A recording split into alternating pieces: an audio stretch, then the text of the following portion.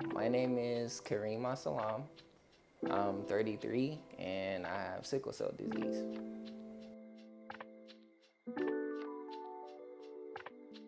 Be prepared to take transportation on your own because there's going to be times where you're not feeling well, but there's nobody to take you. So make sure your transportation is in order, whether that's a taxi or you have somebody that's reliable to give you a ride to the hospital. Try to go to the nearest facility that's closest to you. That way, if you're not feeling good, you won't have to drive way somewhere, to get treatment. So transportation is one. Number two, I would say take your meds. I know it's annoying. I know you get tired of swallowing pills every day, stomach hurt, all that. I understand. But in the long run, it helps you become healthier, stronger in the long run so you don't be as sick, and that is most important. So I would say number two, take your meds, all right? And then number three, I would say that's very important is be aware of your mental status when you're not feeling well, when you're in the hospital, when you're getting these treatments. Because the combination of being physically not feeling well and being mentally down as well is very, very taxing. It's very taxing. It could be very emotional. It could be very depressing. You know what I'm saying? So make sure you be optimistic. When you're not feeling well, just repeat to yourself, I'm gonna get out of here. I'm gonna feel better. I'm gonna feel better fast. I'm gonna get out of here. Just repeat good things to yourself and those things will come to fruition. So I would say those three things. So make sure your transportation is in order.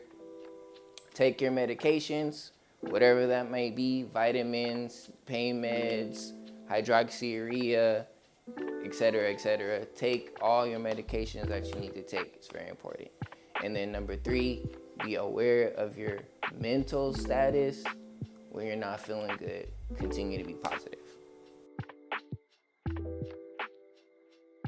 First, early, find a passion. Whatever your passion is, whatever you enjoy doing that makes you happy, whether it's playing video games, whether it's playing ball, whether it's being on the debate team, playing chess, whatever it may be, find a passion early because it's gonna benefit you. Maybe you could possibly turn it into a career in the long run, and it's very cathartic as well. If you're going through stress, you could put yourself into your passion and it'll help you feel better. So I would say focus on a passion early on as possible. I would say focus on anything positive, like anything that makes you laugh. Find funny videos on YouTube, Instagram, or don't go down the rabbit hole, but just find something that makes you laugh inside or makes you smile or makes you feel better. So anything that entertains you and brings you out of that funk.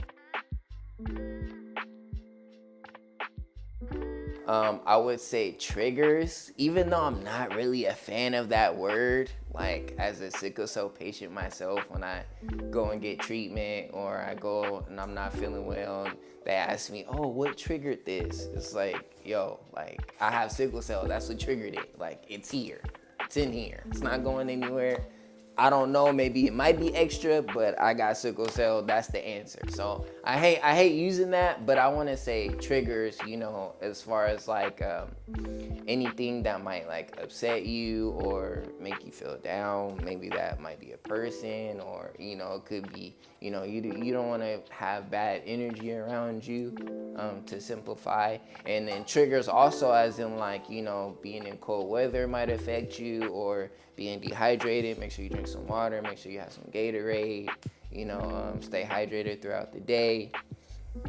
Just triggers in general that would put you in a negative space, so I would say be on the lookout for that. Even though I would say that I missed Children's Hospital when I left, but transferring, I realized I couldn't stay there forever. So transferring to the outpatient, the Fred Hutch, Cancer Center, the Seattle Cancer Care Alliance.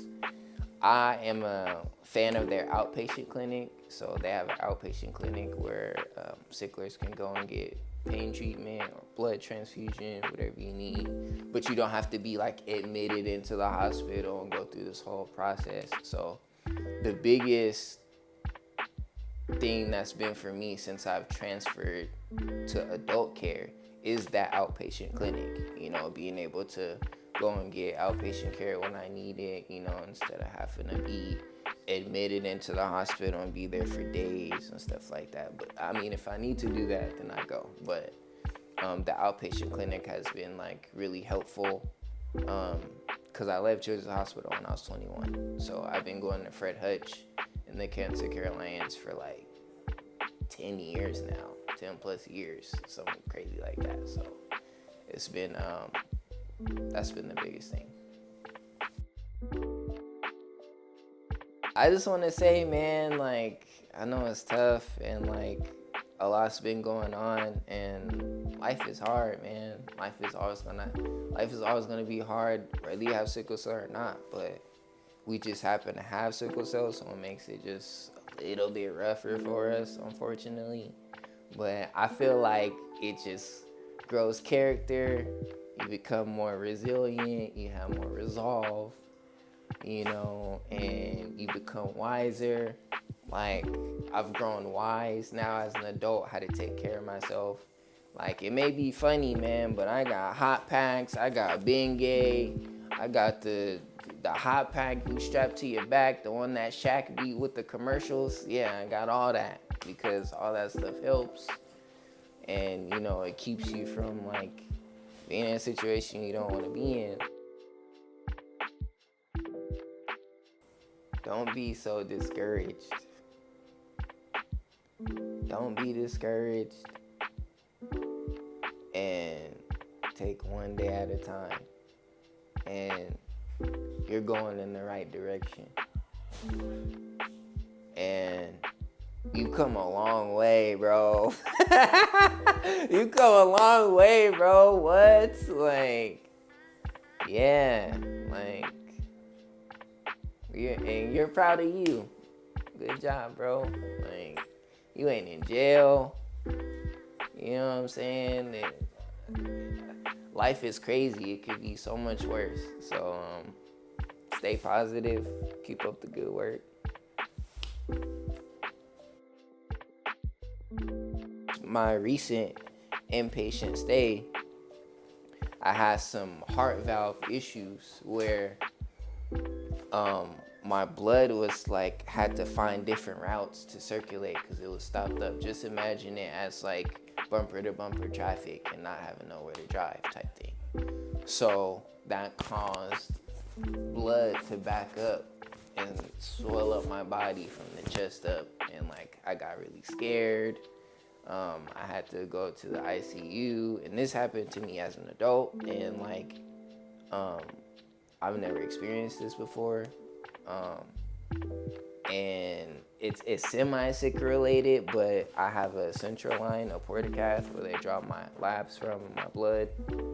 So I have like a lot of blood clots and a lot of like scar tissue. I got a lot going on. So stuff gets damaged and clogged up and all kind of stuff, come to find out. So I was there for 14 days and I had to get a procedure where they placed a stent, which I had to Google that because I didn't know what that was. But it's kind of scary. They like put like a little tube, and it has like a little net, and then they blow the tube up, and then they pull the tube out, and the net stays, and it holds your blood valves open so everything could travel. So now I have something else permanent that's just in there, and I seen the x-rays. It looked like those Chinese finger traps that your finger gets stuck in. There's like 2 of them, and they're like crossed like that. Yeah, so the procedure took like, and while they were doing it, they had to give me a new port because the old one was like broken. I had it for like a year, but it was like being weird or something. So I had to get a double procedure at that moment. I didn't know they were gonna do all that at the time. So, but that was my last admission. I'm better now. That procedure reduced my swelling. My neck is back to normal. So I will say that I'm grateful for, the advances that medicine have made, for my condition and whatever else be going on with us. Yeah, man. It's your boy Karim the Dream. I hope y'all take my advice, man. Stay healthy out there.